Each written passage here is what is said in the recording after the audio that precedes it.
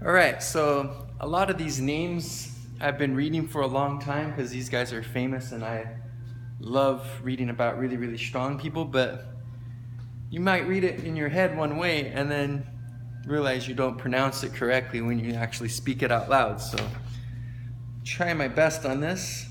I think his name's Hermann Goerner. I don't know, that's my best shot at it. Anyway, gosh darn, I forgot to put when he was born, but it was in the 1800s, I think, like the 1870s. I could be wrong about that though, because I'm an idiot and forgot to write it down when I thought I did. He started lifting at age 10, and by 14 he could do a swing lift of 110 pounds. And he kept lifting and lifting and getting bigger and bigger, and then World War I happened and he had to go there. And he was injured by some shrapnel and lost one of his eyes. I didn't even say which one, thought it did. So after that, he decided to become a professional strongman. And so he would tour places like Germany, Britain, and South Africa. Anyway, obviously he did a lot of hard training, but he trained a lot different than most people.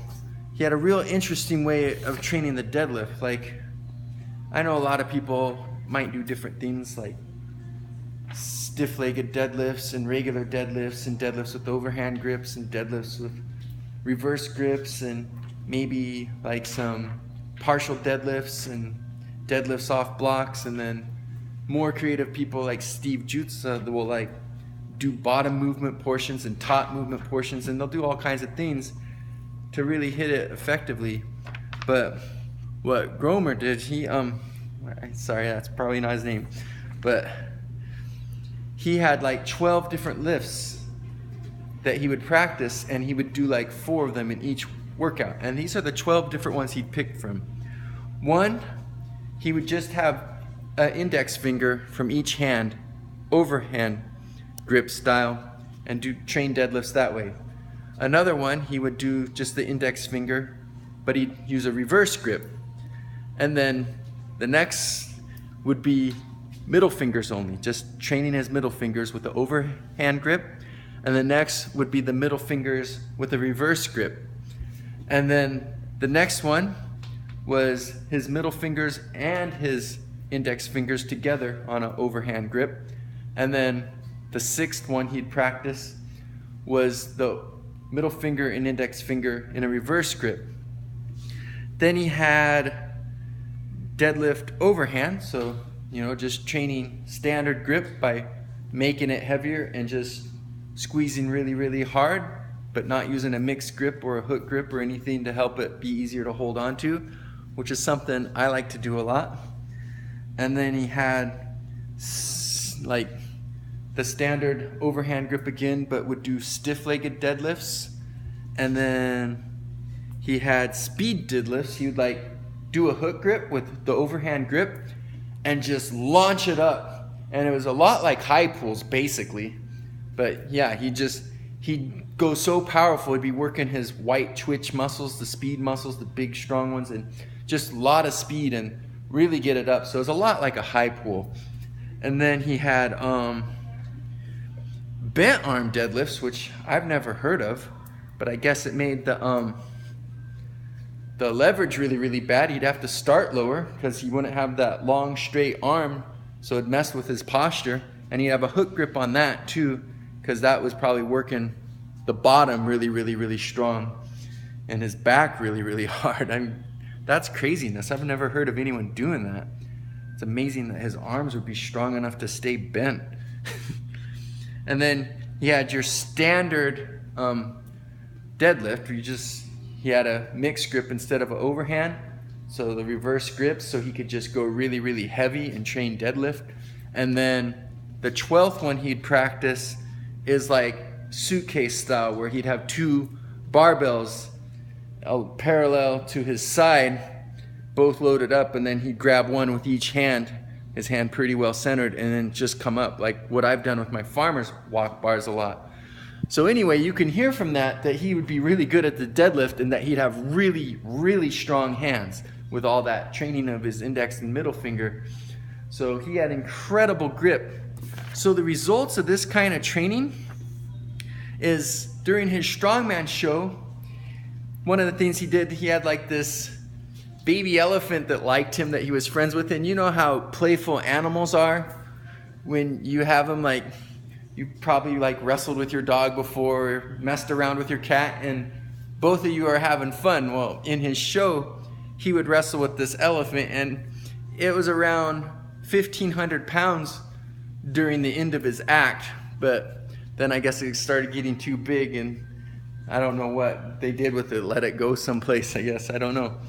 And then he had like this open challenge to the whole audience.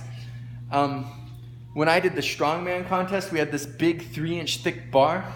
Well, he had a big 2.8-inch thick bar, which is almost as big as the bar we had, and it weighed 330 pounds, which doesn't sound heavy, but in our contest, the bar was only 215 pounds, I think. That's it. But it was so hard to hold on to. That's what we were doing, time holds. And because your hand's like this, it's just trying to slip out the whole time, because you can't go around. You're just like trying to hold on, and it's just trying to slide out. And I know that's not very heavy, but it was really, really hard. So this is like 100 pounds more. So it's way, way more impressive than it sounds. And that's why no one in the audience could ever do it. All they had to do was pick it up, and like they'd get a prize. But every single act, he would clean and jerk it, or I think he cleaned and pressed it. Anyway, he got it over his head, and so that was a testament to his grip strength. And then of course he'd do like deadlifts and bend things and all kinds of stuff.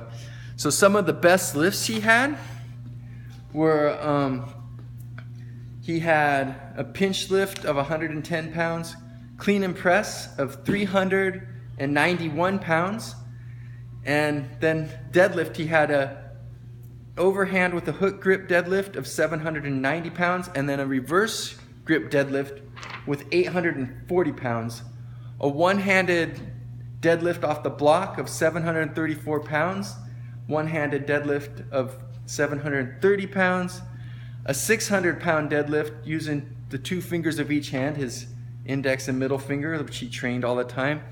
He had a 2-man anyhow lift where he grabbed a 110 and a quarter and a 99 pound and a quarter kettlebell, got them up here, then grabbed down with his other arm another 110 pound and a quarter kettlebell, brought it up, stuck it on his thumb, and while holding those 3 over his head, he grabbed one more 110 pound kettlebell off the ground and brought it all the way up and pressed it overhead. So he had a total of 430 pounds over his head with 4 kettlebells, which is pretty crazy.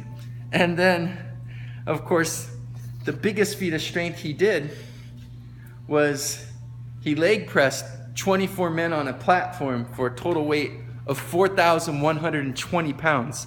So you can see why he's on this list and why he's higher than some of these super, super impressive men I've already talked about.